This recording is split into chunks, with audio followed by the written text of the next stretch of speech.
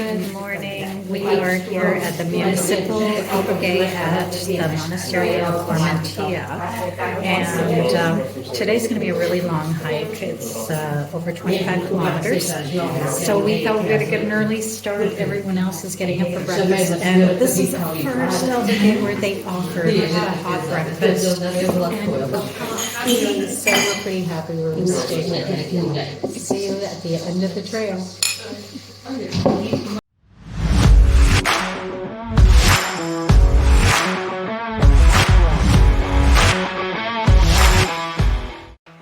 This was one of my favorite days on the Camino. Our journey began near the monastery at the Artemisia albergue, where we were blessed not only by the priest and nuns, but also by the kindness of the albergue staff. They were kind, compassionate, and so very helpful. All the albergues we have stayed at have provided us with a safe bed, bathroom, and shower, but we were so pleased to discover that this albergue also provided a good breakfast and morning beverages for a small fee. Good morning. This is our first time hiking under the blackness of an early morning. And it's quite an adventure. Terry's out in front with his headlight, and I've got my tiny little light that casts it just enough to see where I need to plant my feet. And we can see that we're walking in a beautiful spot. Lots of overhanging vines, and the creek is rippling past us, but we can't see too much. The constellation, the stars are bright and have never seemed closer. I hope it's beautiful where you are. Hello everybody, it's still dark in the morning, and we stumbled across a really cool looking stone chute going down off the pathway into this stone building. And this looks like it was a mill that was run by the waterway. And who knows how many people used it for hundreds of years. Amazing history past every footstep here.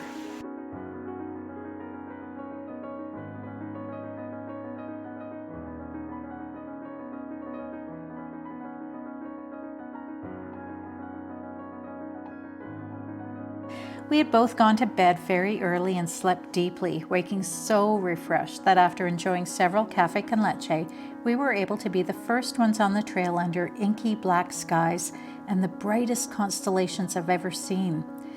This was the best opportunity we have had to use our tiny flashlights on the trail, and they worked splendidly, guiding us through the rocks and pathways beside the babbling brook. The brook was lined with numerous ancient square stone buildings, mills that had ingenious underwater contraptions to power the grinding millstones. It seems incredible to me that this land holds working mills, roads, bridges, and buildings that are centuries and millennia old. They are beautiful to look at and are often still in use. Travel certainly broadens the mind, as I cannot help but admire and wonder about these ancient builders and workmen.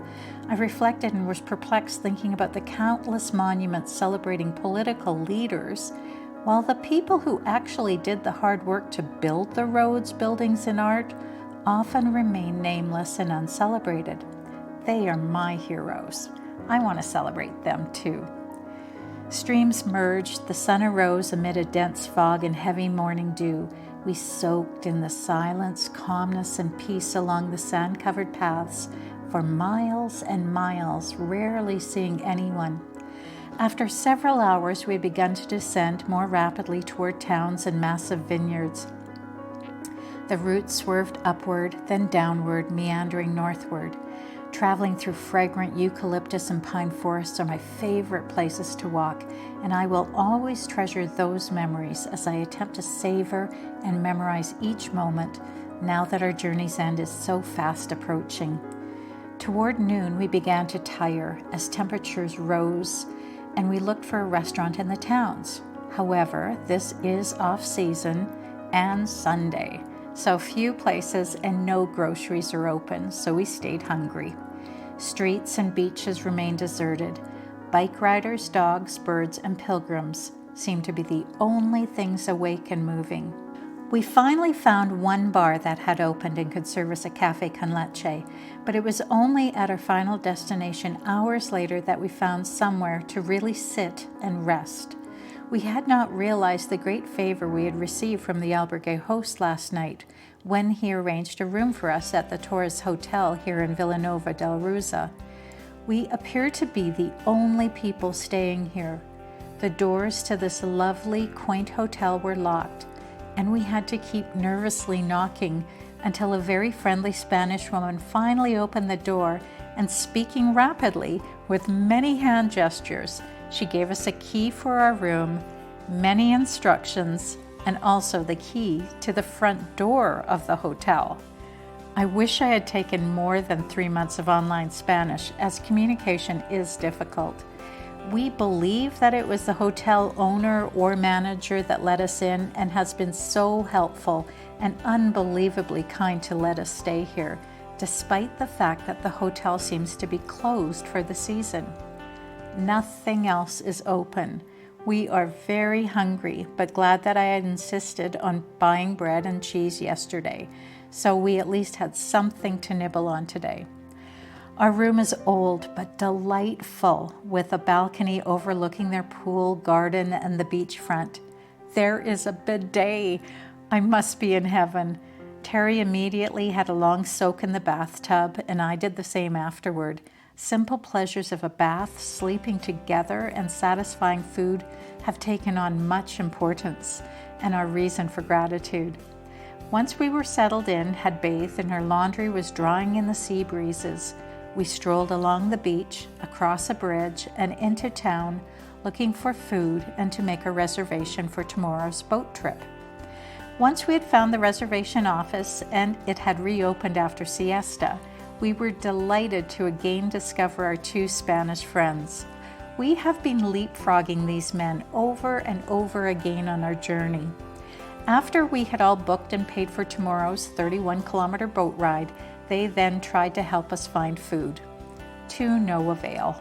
We were able to get cold beverages, which was especially wonderful on this very hot day, and the bar staff snuck us a few free tidbits to munch on, but they could not sell us food. These are the simple acts of kindnesses that will stay with me forever and reinforce that there are many, many good, kind people in Spain, along the Camino, and sprinkled out throughout our entire world. It's also a reminder that I should be looking out for those who need help. Normally, I move too quickly. Normally, I don't even see people around me in the crowds. I vow to myself to do better, slow down, be more aware, and to look for ways to be kind to strangers. Hola, here we are in Vilanova de Arousa. We walked 22 kilometers since we left the albergue this morning. We're just looking for a spot for lunch. Our hotel's a couple of kilometers up the beach. Looks like a beautiful place to spend the afternoon. And it reminds us of the Florida Keys.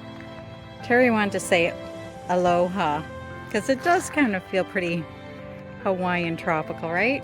But it's getting hot out here. We just checked into our room in our hotel. Come on in, let's check it out. It's so sweet.